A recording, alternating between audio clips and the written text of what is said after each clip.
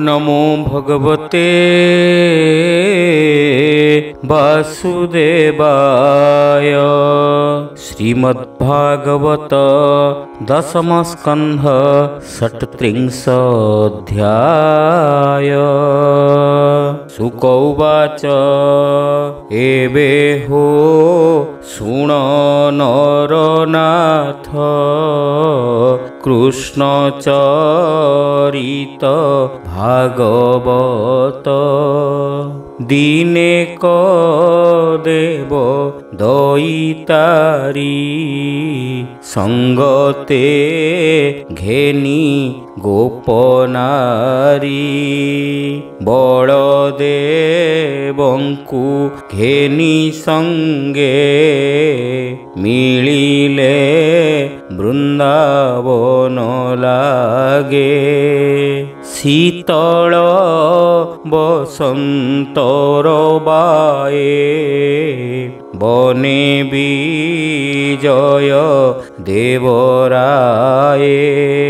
शशांक किरणे रजनी सुंदर दिशे वन भूमि। राम गोविंद गोपनारी विविध मते नाना केली। मध्ये विजय हलधर गोपीसानंदे गीत स्वर। कृष्ण करन्ति गीतनाद हरिले कामिनी विषाद।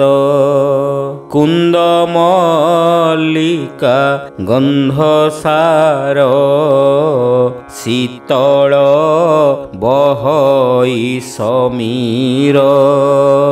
गोविंद गीत शुणी कर्णे मूर्छित हेले पशुगणे। पुलक होन्ति वृक्षपन्ति स्वर्गे देवता कले स्तुति। शुणी गोविंद गीतनाद गोपी पाइले मने खेद। कटी मेखला झिनबास कबरी होइला उश्वास। मदन भोले गीत गाई गोपी मोहिले भावग्राही। एमंत शुण नरनाथ सर्पे होइला उपगत। पूर्वे से कुबेर कुमार सर्पे होइला शंखचूड़। देखन्ति राम वनमाली गोपींक मध्ये आसी मिली। उत्तर दिगु फुफु करी देखी पड़ान्ति ब्रजनारी। डाकन्ति राम कृष्ण रख एवने होइलु निरेख। हरि हरि बोल। शार्दूले देखी गोरुपल जेन्हे पड़ान्ति अंतराल।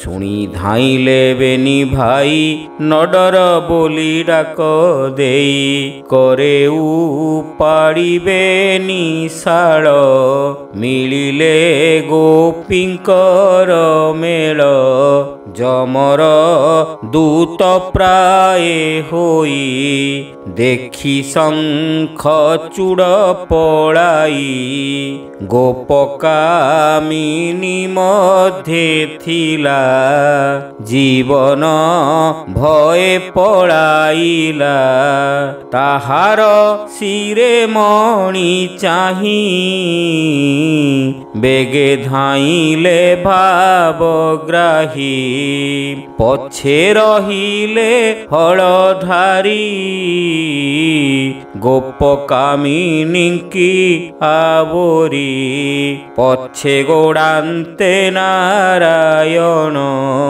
সর্প হইলা বড় ক্ষীণ মুষ্টি প্রহারী সর্প শিরে মণি ঘেনিলে কৃষ্ণ করে গোবিন্দ মুষ্টি শিরে লাগি সর্প হইলা মোক্ষ ভাগী গোবিন্দ মণি ঘেনি করে মিলিলে রামর ছামুরে রামর করে মণি দেই প্রণাম কলে ভাবগ্রাহী শ্রীরাম কৃষ্ণ পাদগতে নমই দাস জগন্নাথে কর সুদয়া বেনি ভাই মরুছি ভবে পড়ি মুহি